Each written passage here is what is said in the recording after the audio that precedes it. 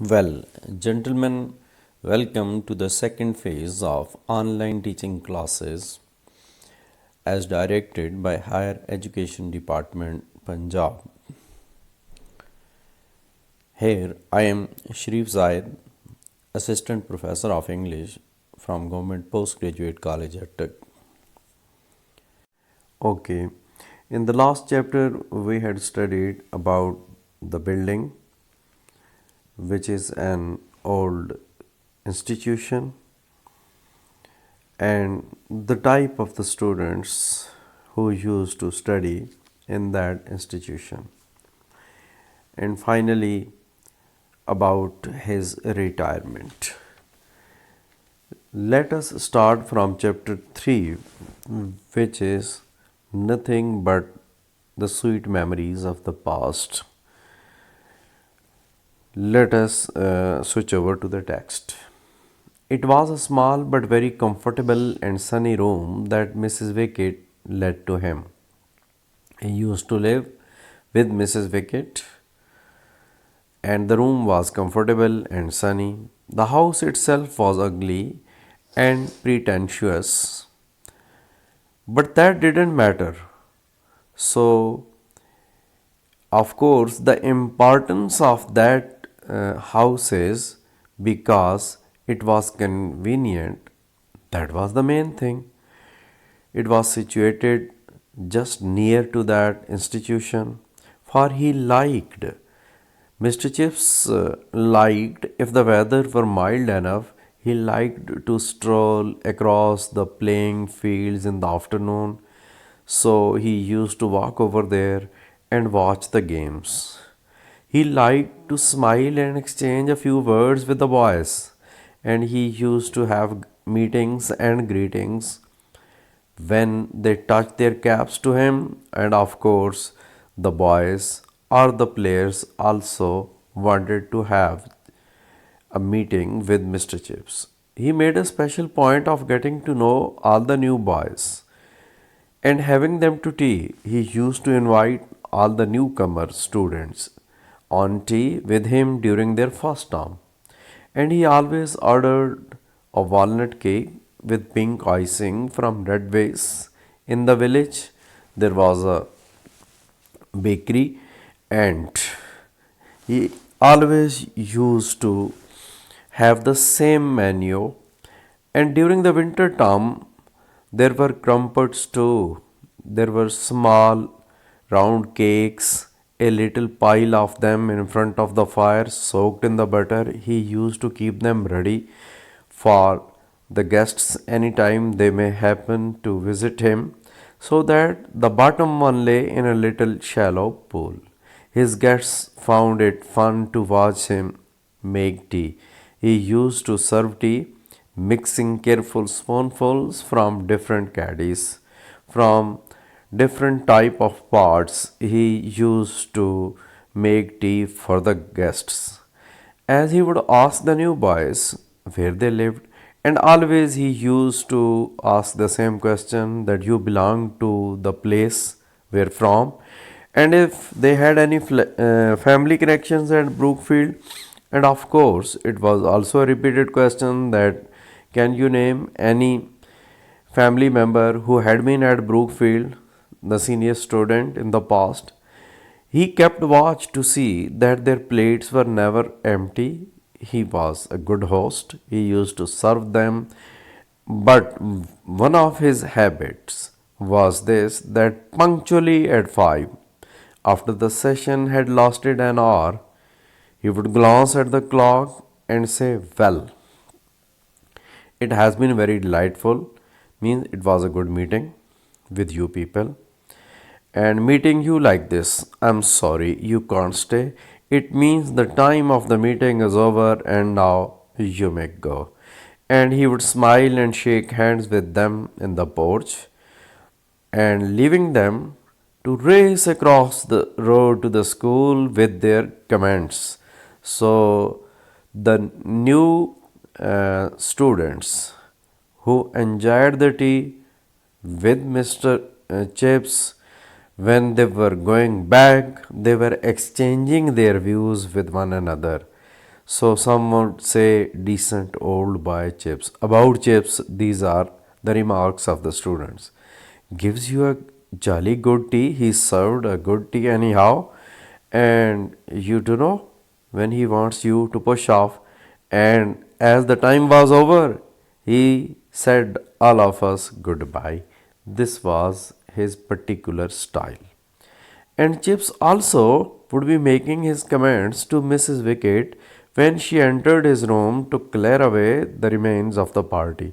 Definitely, after the students had gone, she used to come to collect whatsoever was remaining over there on the table. And to her, Mr. Chips used to tell stories. For example, he says, a most interesting time, Mrs. Wicket, means I had enjoyed the time today. Young Branksome tells me, one of the student, who told Mr. Chips that his uncle was Major Collingwood.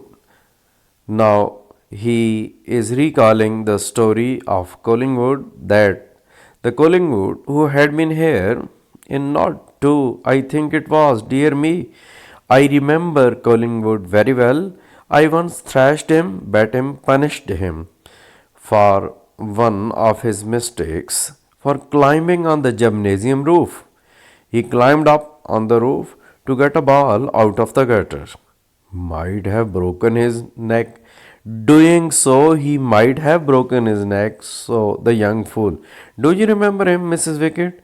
He must have been in your time, as Mrs. Wicket had been also serving in that institution earlier.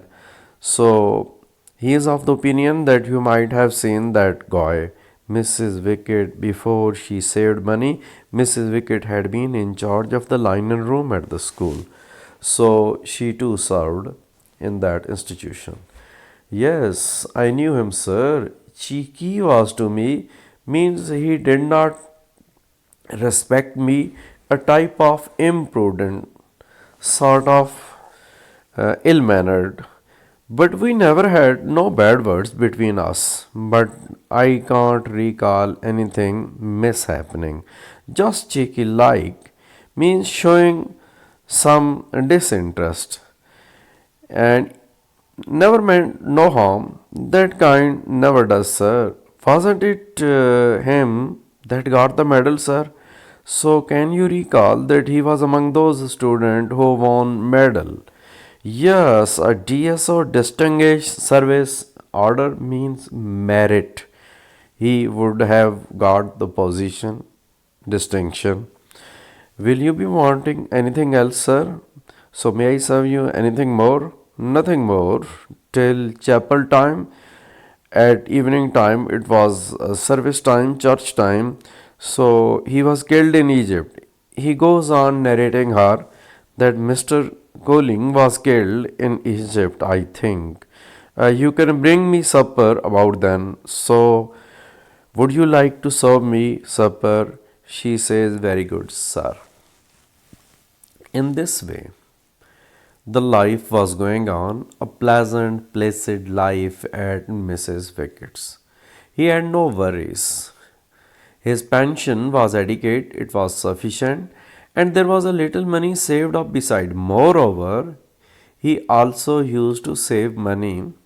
He could afford everything and anything he wanted. After retirement, he was rich enough and he was able to get anything. His room was furnished simply and with schoolmasterly taste. As he happened to be a schoolmaster, definitely his taste was like that. His room and a few bookshelves in his room and sporting trophies, a mantelpiece crowded with fixture cards, those who used to throw their cards and sign photographs of boys and men, a worn turkey carpet, an old carpet, big easy chairs, pictures on the wall, and Acropolis and the Forum. Nearly everything had come out of his old housemaster's room in schoolhouse. In schoolhouse, he had been the housemaster as well. When he shifted to this place, so he brought all those things with him. The books were chiefly classical, as he himself had been a teacher of classical languages. For that it had been his subject. There was, however, a seasoning of history and ballet letters. There was also a bottom shelf piled up with the cheap editions of detective novels. It was one of the interests of Mr. Chips that he always used to read detective novels. So the bottom shelf was filled up with such type of novels. Chips enjoyed these. Sometimes he took down Virgil or Xenophon and read for a few moments, but he was soon back again with Dr. Thorndyke or Inspector French, so the writers he used to study. He was not, despite his long years of assiduous teaching, as he has worked hard, he was not even then a very profound classical scholar. Indeed, he thought of Latin and Greek far more as dead languages from which English gentlemen ought to know a few quotations. It was his opinion that one should not bother about learning Latin language or Greek language, just pick up certain quotations from those languages and then switch over and come back to the living tongues means which are in use that had ever been spoken by living people. He liked those short leading articles in the Times. Of course, he used to study the Times General that introduced a few tags that he recognized, and he used to go through the stories of his own interest. To be among the swindling number of people who understood such things was to him a kind of secret and valued free mansory in it presented. So he was friendly with such like feelings, and he felt one of the chief benefits to be derived from a classical education. It was his opinion that you can draw certain things from these classical languages. So there he lived.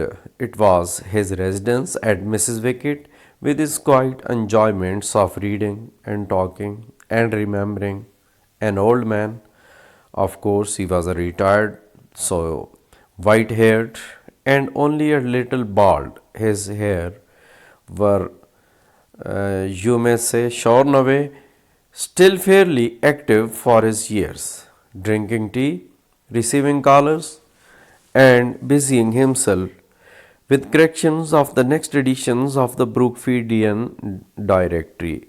As he was the senior most, so he used to correct the residence addresses and contact numbers of all the students, writing his occasional letters in thin, spidery but very legible script. So his writing style was legible. He had few masters to tea as well as new boys. Some of the time he used to invite certain teachers, certain boys.